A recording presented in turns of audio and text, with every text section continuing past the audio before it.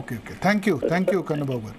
Yes మాణిక్యవర Prasad గారు, so మీరైతే ఒక విషయంలో అయితే మీరు వ్యక్తిగతంగా అయితే పోలీసులు ఆ విధంగా చేయడాన్ని మీరు తప్పుబట్టారు.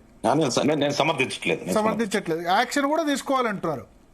అంతే అంతే ఒకసారి భవిష్యత్తులో అలా జరగకుండా చూడాలి పోలీస్ డిపార్ట్మెంట్. ఓకే, మరి ఇప్పుడు జగన్ అక్కడికి వెళ్తే మీరు ఎందుకు తప్పుపడుతున్నారు దీన్ని రాజకీయం చేస్తున్నాడు, అది నేను అనేది. ఇతను రాజకీయంగా ప్రజల దగ్గరికి సెలెక్టివ్ గా వెళ్తున్నాడు.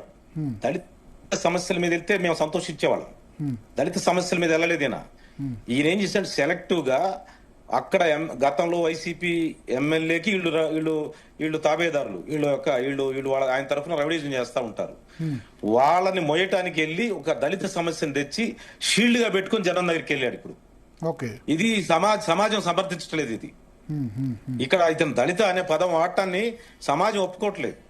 ఎందుకంటే ఇక్కడ పరిస్థితి కన్నబాబు గారికి నోటీసులు లేకపోవచ్చు, లేకపోతే వాళ్ళ పార్టీ కూడా పట్టించుకోకపోవచ్చు, అది వేరే అంశం.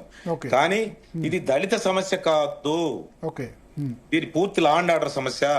కానీ ఒక మాట అంటారు కదా, పలుకుబడి ఉంటే గనక ఈ విధంగా కొట్టేవాళ్ళు కాదు పోలీసులు అంటున్నారు కదా, పలుకుబడి లేకపోవడం వల్ల పోలీసులు. నేను అనేది పోలీసు మనం సమర్థించట్లేదండి, మళ్ళీ మిక్స్ అయ్యేది ఇక్కడ. మనం దీన్ని దళిత సమస్యగా వాడుకోవాలంటే సమాజం సమర్థించట్లేదు, సమాజం ఒప్పుకోవట్లేదు. దీన్ని నువ్వు షీల్డ్ గా వాడుకుంటున్నావు. దళితులకు అన్యాయం జగన్ యొక్క చర్య వలన దళితులకు అన్యాయం జరిగిందని చెప్పి కన్నబాబు గారికి నేను సవినయంగా విజ్ఞప్తి చేస్తా ఉన్నాను. ఇతను దళితులకు అన్యాయం చేశాడు. ఈ రోజు జగన్ విజిట్ చేసి ఇష్యూని బయట పెట్టలే. సభ్య సమాజం జగన్ అండ్ కో దళితులు ఇలాంటి రౌడీ ముక్కల్ని సమర్థిస్తుంటుంది అనే ఒక సంకేతాన్ని ఇచ్చాడు. దయచేసి ఇక్కడ మేము చాలా విక్టిమైజ్ అయిపోతున్నాం ఇక్కడ జగన్ చేతిలో. సమాజం ముందు ఏది వెండగట్టాలి, అదే పాలు చూడాలి, నీళ్లు చూడాలి. నువ్వు దాన్ని తెచ్చి దళిత సమస్య నీ అవసరం కోసం పెట్టుకుంటే నువ్వు నిజంగా దళిత సమస్య మీద లేవని చెప్తున్నా ఎగ్జాంపుల్స్, నేను ఇంత చెప్పిన ఎగ్జాంపుల్స్.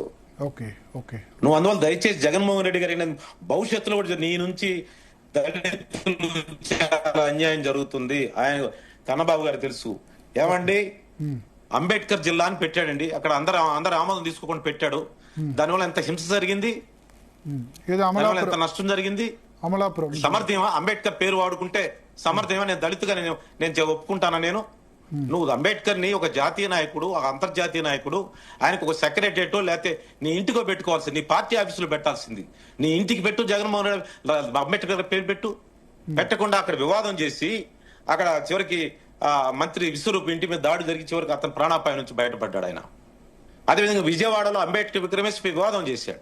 అంటే అంబేద్కర్ ని దళితుల్ని ఒక వివాదంగా, సమాజం మీద ఒక దుష్ప్రభావం వచ్చే విధంగా దళితులు సభ్య సమాజం కలిసిమెలిసి ఉండకుండా ఒక విష ప్రచారాన్ని జగన్ చేస్తున్నాడు. జగన్ వల్ల దళితులకు నష్టం జరుగుతుంది అనేది నా పాయింట్. థ్యాంక్ యూ మాణిక్యవర ప్రసాద్ గారు. సో మతాన్ రెహనా